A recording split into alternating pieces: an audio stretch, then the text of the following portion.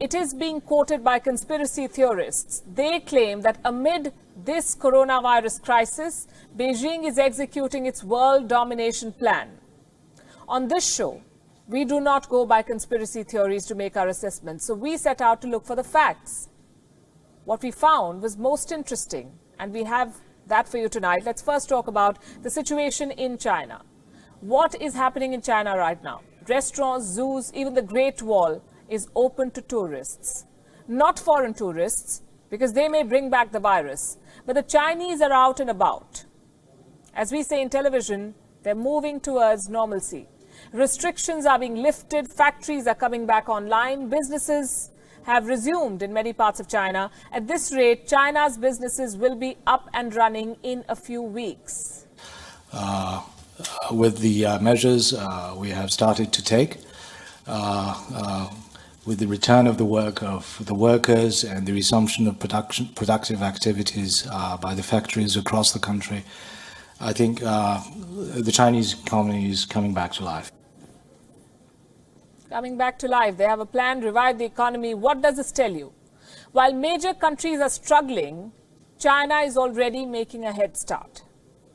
China also has an interesting pattern. Look at this map. This is Wuhan and the rest of China. The coronavirus outbreak in China is what this map details. Now, some of the biggest cities in China were largely insulated from the outbreak. I say this is interesting because while the virus spread and unleashed chaos in the remotest corners of the world, it couldn't do much damage in China's top cities. I'll give you examples with numbers. Let's start with Beijing. Beijing has recorded more than 500 cases. 8 people died in the city. Do you know what's the population of Beijing? 2.15 crores. Shanghai reported 468 cases with 5 deaths. Shanghai has a population of 2.4 crores. Among the 10 most densely populated cities in the world, only 5 deaths, less than 500 cases. The point I'm making is that China's financial hubs have largely emerged unscathed from this crisis. They can bounce back quickly. They're boosting business by creating opportunities. What does the world need right now? Personal protection equipment, masks, they're in short supply. Guess who's filling the gap? Chinese companies already at work to supply to the world. According to a report, almost 9,000 new manufacturers started producing masks in China this year. They began business in the first 2 months of 2020. China's daily mask production has crossed 116 million now. Many companies have overseas orders. They're selling outside China.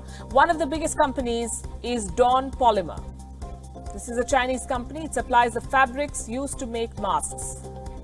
Dawn Polymer has a 40% market share in China.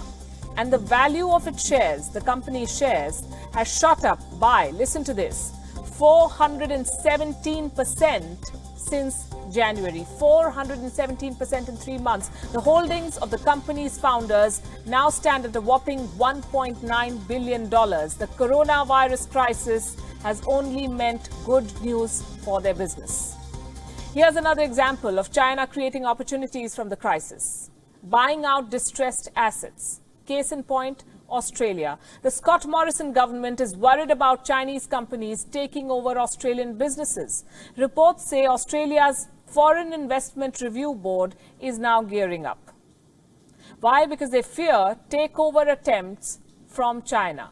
Distressed Australian businesses and assets are on China's radar. It's not just Chinese companies that stand to gain. Foreign companies based in China are also back in action. BMW's factories resumed operations in February itself, last month.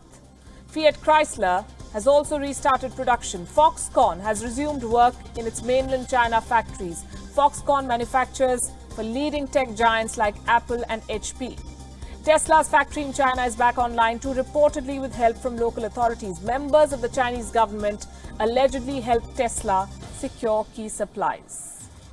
The Chinese government is going the extra mile to make sure businesses resume operations. In Shanghai, most foreign businesses are back in action. All foreign-funded enterprises have resumed operation, with an 80% employee return rate and a 70% business resumption rate. The overall situation is steadily improving. So while it sounds crass to say that a company or a country profits from a pandemic, these are the bitter facts. China exported a virus to the world. Now the world is sick and China is selling them the balm. And while the world tries to heal, China is already up and running.